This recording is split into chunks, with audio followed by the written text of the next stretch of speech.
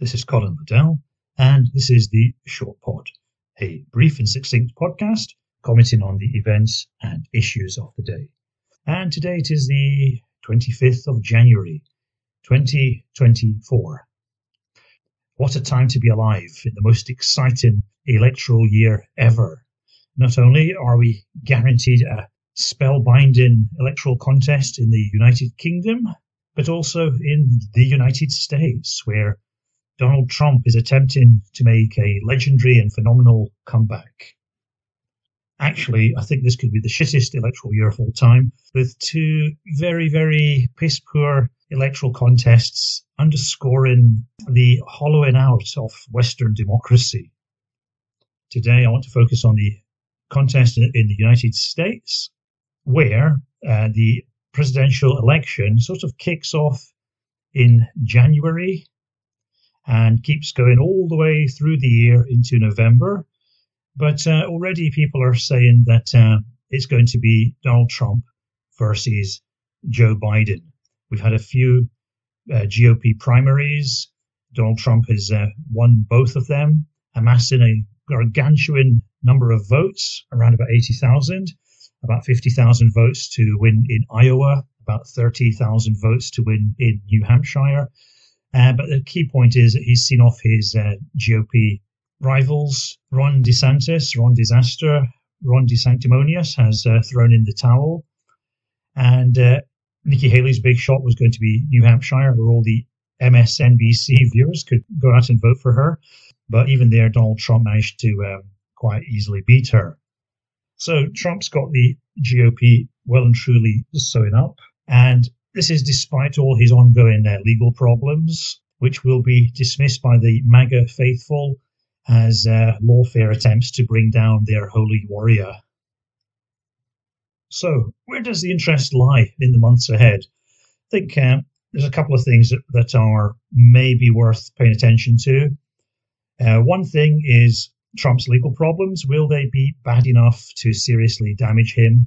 And if he is seriously damaged by his legal troubles, will this kick off an attempt by some people in the GOP to launch a rival candidate at a later stage? That's one thing that might happen. The other thing that could happen would be Trump getting seriously ill. He is starting to age quite visibly. He seems to have a few health problems. He's not at a very healthy age to begin with. He's under a lot of stress and strain, much more stress and strain than Joe Biden, who's obviously keeping his powder dry. So he could actually have a stroke or a heart attack, or he could be assassinated. So that's another thing to keep an eye out for. But probably the main thing to keep an eye out for is how tribal and relatively isolated the Republican Party is becoming. The Republican Party was famously one of the two big parties in the United States political system, one of the two big mainstream parties that could mobilize widespread support, that could reach out to independent voters, that could reach out under the right circumstances to people from the opposite parties. And that's completely been blown away by the last 10 or 15 years of US politics. So what we're seeing is a culmination of a process. And a lot of it is also related to the age demographics of these political parties. The GOP is basically a party of old right-wing boomers. They used to be old right-wing mainstream boomers, but now they're much more tribalistic, they're much more diehard, they're much more extreme or cultish in their behavior. And this sort of change in the dominant demographic of the GOP has also led to a kind of exodus of other demographics from the GOP, of the more kind of soft Republicans or the kind of independents who would occasionally vote for the party. So I think Donald Trump is doing a very, very good job locking down on the GOP diehards, on that kind of radicalized boomer demographic that has come to dominate the party.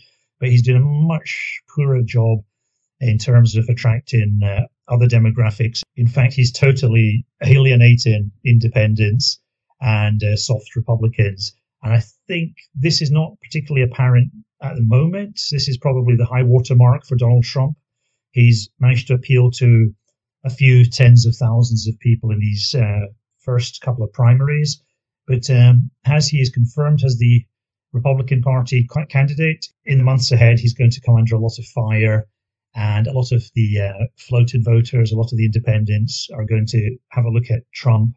And I don't think they're going to like what they see. They're going to see a much more visibly aged, a much more visibly bitter and extreme personality.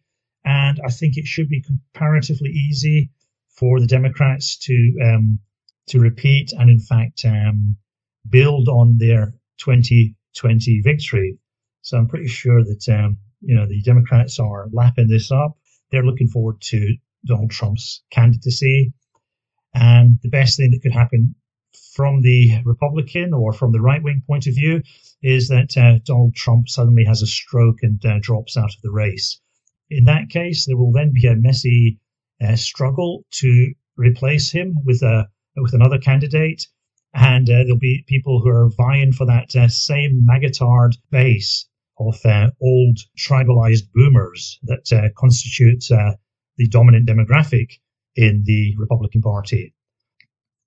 One other thing I want to mention about that demographic is that these people were relatively mainstream, middle-of-the-road, right-wing boomers. But what happened in 2008 with the election of Barack Obama was an existential moment for them. The America they grew up in, which was a kind of multiracial country, was nevertheless mainly a white country, and they felt comfortable in that kind of America, a dominant white majority with a few minorities. That was okay for them.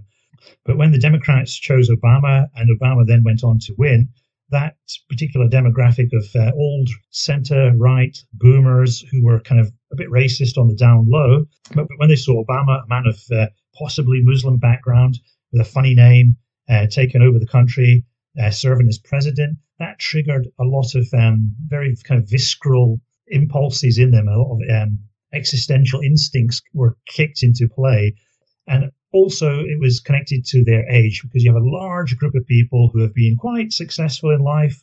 The economy's been good. They've made money. They've acquired assets, and they've had families. They've had good jobs, most of them.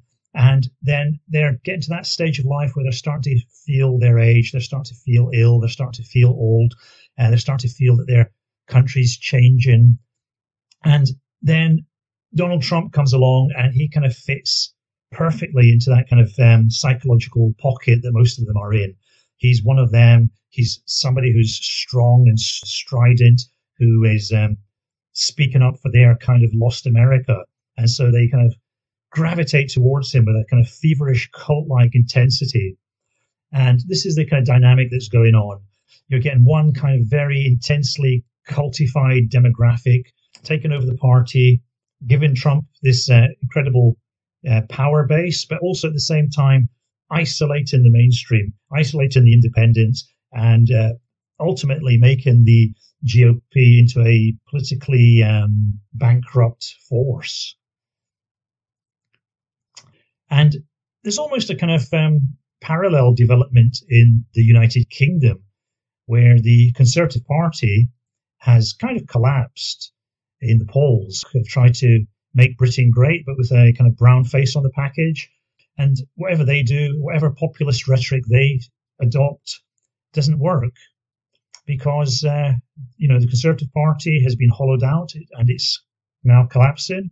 And I think we're going to see something quite similar in America with the Republican Party. It's going to be very difficult to revive the Republican Party, because who wants to be associated with a bunch of emotionally needy, existentially threatened old white boomers who are going to be dropping dead in their droves quite soon?